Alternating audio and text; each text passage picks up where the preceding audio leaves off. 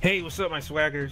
Gamer Guy 7 Aces here, and I want to do a video that's quite important. It's about Sonic Mania and Crash Bandicoot N Sane Trilogy. Now, I know some of you guys might be wondering, what's the correlation between the two? Just listen. Alright, now, as you guys know, a lot of critics have already given their scores for Crash. The aggregate score so far, according to Metacritic, is 80 out of 100. Now, you guys might be wondering, oh, that's not bad. It's a B. But there have been a lot of mediocre scores, like for instance GameSpot gave it 6 out of 10, Polygon gave it 6 out of 10, and you want to hear their reviews were that the game was too hard. You know, like the games were too difficult, and I think one said that it makes the Binding of Isaac look simple. And I think another critic compared it to Dark Souls, which started all these memes of, you know, comparing Crash with Dark Souls. The thing is, listen guys, I grew up on Crash. I've only played Crash 2 when I first got my PlayStation, but I never knew that Crash was a hard gaming series until a couple days ago. You know, like, I never knew Crash was a difficult gaming series. It's kind of weird, you know. I mean, I'm not saying Crash 2 was a walk in the park. I died a couple times in Crash 2, but between that and Croc 2, because those were the two main games I had on PlayStation, you know, my PlayStation library was quite limited because I was a kid, and you know, my parents would get me games if I behaved well, and it would be like every Christmas. So Croc 2 was a much harder game for me than Crash 2.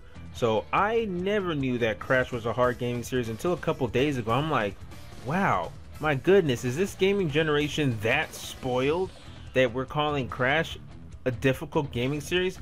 Now don't get me wrong, I always knew Crash 1 was the hardest one. I mean, even all the critics were saying, and the fans say that Crash 1 is the hardest, and looking at the gameplay, some of the levels look ridiculous, like that bridge level. I don't know what it's called, but you guys know what I'm talking about.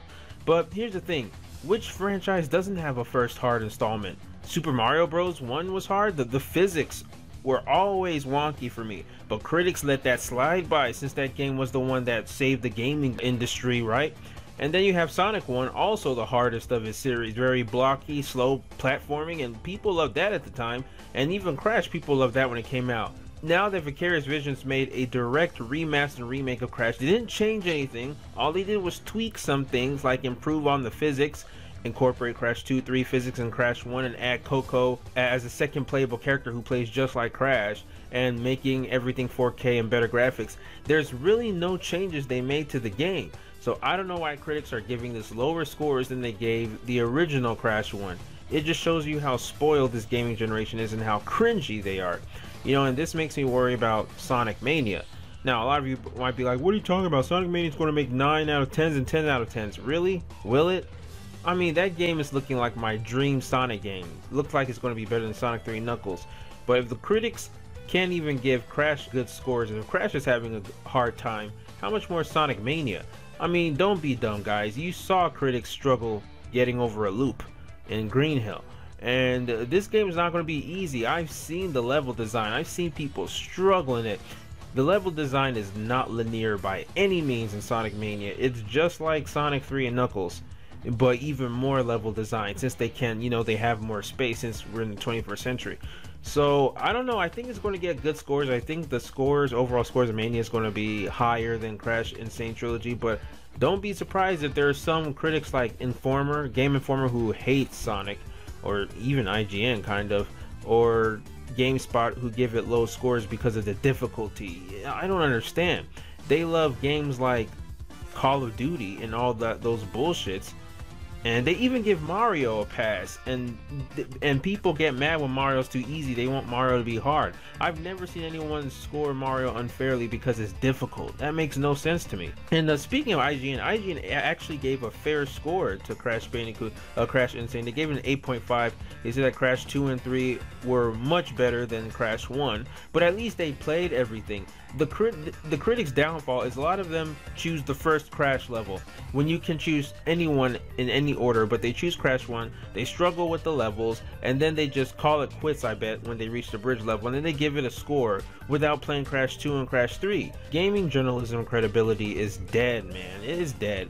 Like, you know, gaming critics or game critics are the most scrutinized and ridiculed of all critics in entertainment, more than music critics, more than movie critics, because game critics, they're a fucking joke. You know, it's pretty sad, but This is why I don't care about game reviews anymore. They're all just nonsensical. What's more important are the fan reviews and just a few game critic reviews that are, you know, reasonable. But then again, there's not much. You know, when we have to look up to people like IGN, Polygon, GameSpot, Game Informer, Destructoid, there's not really much to, you know, look forward to. So that's all I want to say. I'm just concerned about Sonic Mania when that comes out. I don't think that the game is going to get 100 out of 100. Don't think the scores are going to be as high as a Mario game or Mario Odyssey. I'm just letting you know, guys. But don't be fooled. Don't think it's because, oh, this game is bad. It's because of the critics. The critics have a huge bias on Mario. If some of you guys are still in denial that critics have a bias towards Mario, now is the time to open your eyes, because Crash N Sane Trilogy is a great example. That's not a Sonic game at all by any means. Yes, Crash was inspired by Sonic, but it is not a Sonic game.